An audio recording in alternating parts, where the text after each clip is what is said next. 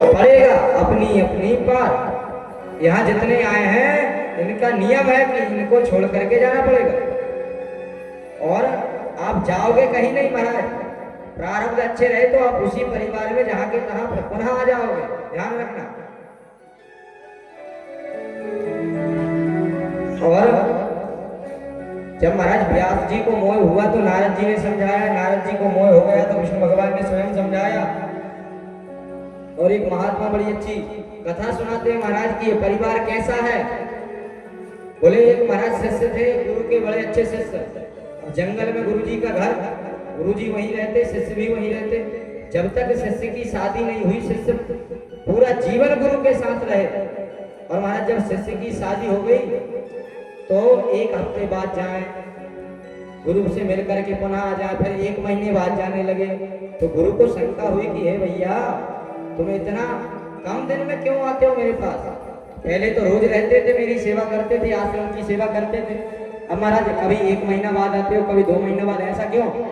तो शिष्य कह रहा है, गुरु जी अब आप तो संत हो, परिवार में कितना सुख है, परिवार में कितना आनंद है, आपको क्या पता। मैं परिवार वाला हूँ, मुझे परिवार देखना पड़ता, कमाना खाना पड़ता। बोले अच्छा, बोले अगर तुमको इतना ही सुख है परिवार में तो एक बात मेरी मान लो। बोले कौन सी बात महाराज जी? बोले काम करो, तुम्हारी पत्नी का नाम क्या है? बोले भाग्यवान मेरी पत्नी का नाम है। बोले काम करना, आज जाओ घर पर और कह देना भाग्यवान मेरे लिए खीर बनाओ।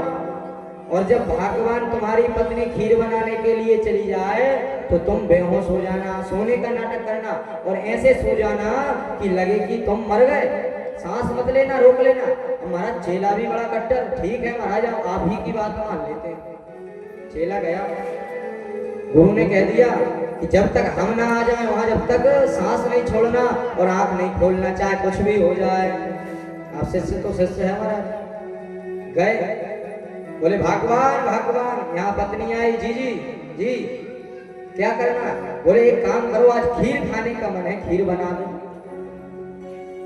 पत्नी ने कहा ठीक है खीर बना देते हैं। पत्नी गई खीर बनाने के लिए, नई नई शादी हुई महाराज। यहाँ पर महाराज जो शिष्य थे वह सो गए और जब पत्नी अच्छी खीर बना के लाई इतनी गर्मी में, जगाया 2 बार तो कहा उठिए जी उठिए जी, 4-5 बार कहा उठिए जी उठिए जी। और जब नहीं उठे तो महाराज पत्नी समझ गई, धड़कन चेक करने लगी, क्या पता बचे हैं कि नहीं बचे। और देखा तो महाराज चेला भी बड़ा कट्टर था, ऐसे सांस रोक ली जैसे मर ही गया हो। और जब महाराज पत्नी ने चेक किया तो धड़कन भी नहीं चल रही। अब तो पत्नी ने सोचा चले ही गए। अब पत्नी ने सोचा पहले मैं रोने लगूं या खीर खा लूं, इतनी मेहनत से बनाई। तो महाराज पत्नी ने क्या किया, अच्छा घूंघट लगाया और पूरी खीर खा ली। और खीर खाने के बाद बर्तन अच्छे साफ करके रख दिए जिसमें किसी को लगे ना। और बर्तन रख करके आई, चूड़ी फोड़ ली और रोने लगी, महाराज हमारे पति नहीं रहे, पति नहीं रहे, पति नहीं रहे। आस पड़ोस के व्यक्ति आ गए, बोले क्या हुआ क्या हुआ, अभी तो आए थे, अभी तो इतने अच्छे थे। बोले क्या पता, हम खीर बनाने गए और यहाँ पर ये चले गए।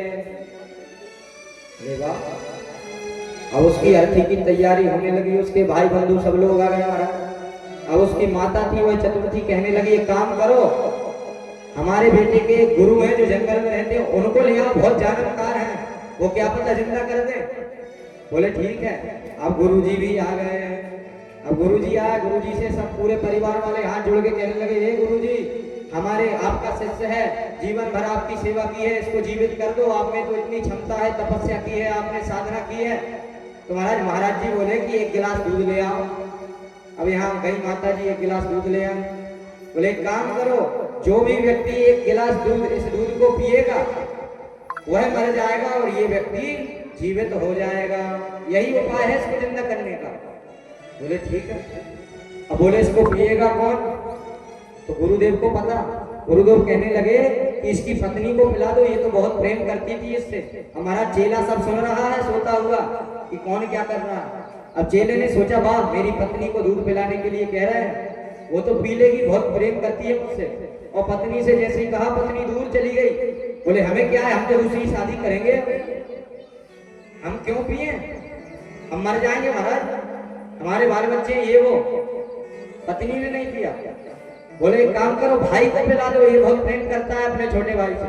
भाई से जैसे ही दूध पीने के लिए कहा, अरे महाराज हम पीने वाले नहीं हैं, उसकी बोझा ने, हमारा परिवार अलग है। बोले काम करो, पिताजी को बोलो पीने के लिए। पिताजी से कहा तो पिताजी कहने लगे, नहीं भैया जी भजन करना है, बुढ़ापा है, हम क्यों मरे, अभी तो और जीना है हमको। अब माताजी, महाराज माताजी से जब कहा तो माताजी कहने लगी, भैया जी एक काम करो, आप ही क्यों नहीं पी लेते, आपके तो ना आगे कोई है ना पीछे कोई है। जो गुरुजी थे उन्हीं से कहने लगे कि आप ही इस दूध को पी लो, आपके पीछे तो रोने वाला भी कोई नहीं है महाराज। तो संत जन ने कहा ठीक है, दूध पीने की आवश्यकता ही नहीं है। बोले चेले उठ जाओ। और जब वो चेला उठा तो सबसे पहले उठ के तो महाराज उसने अपनी पत्नी को खूब मारा।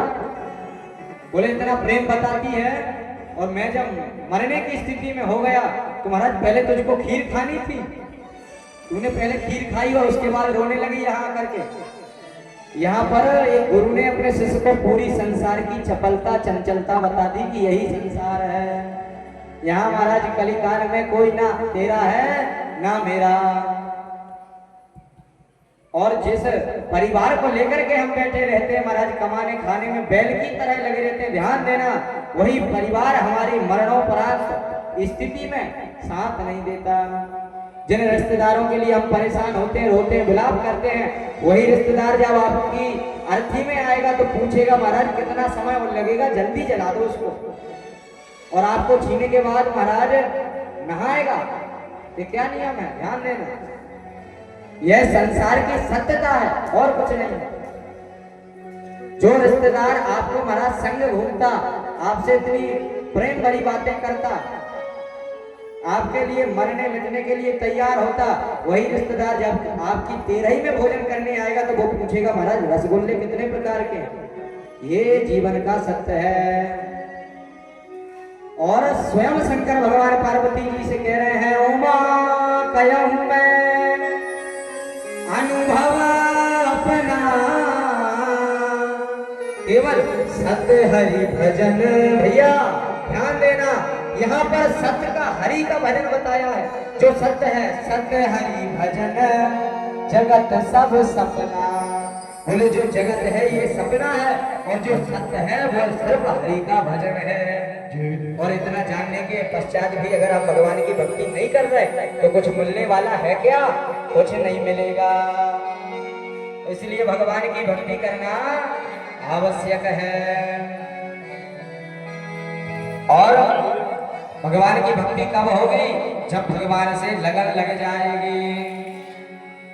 और भगवान से लगन लगाने की एक ही विधि है महाराज, तन का बना लो दिया, मन की बना लो ज्योति, और हरि भजन का उसमें तेल डाल लो तो भगवान आपका बेड़ा पार कर देंगे। जिसकी लागी है लगन भगवान